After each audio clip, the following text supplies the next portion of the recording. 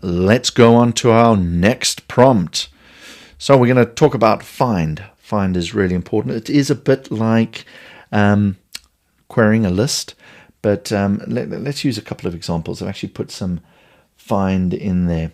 I quite like this one. Find me some businesses in AI. Or should I say, should we change this? Find some businesses that require AI. I have no idea what it's going to prompt. That'll be that you utilize. Okay, so it isn't going to try figure out. It's going to guess who, what sector.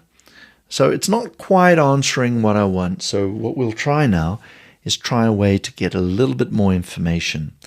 The prompt I'm going to ask it is, please can you give me an example? No, sorry, please can you find, no, let's use the include. Include in the results an example business. How's that for bad spelling? Let's give it a bash. Here we go. A few examples of business. See how it takes the information above.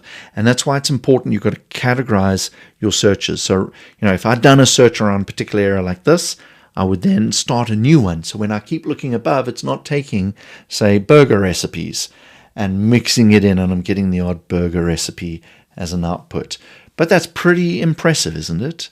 Again, take a moment, pause, go. Find me on social media, on LinkedIn, on Twitter, wherever, and give me, I'm at this stage, boom, absolutely loving it. Mind has been blown. So incredibly powerful stuff.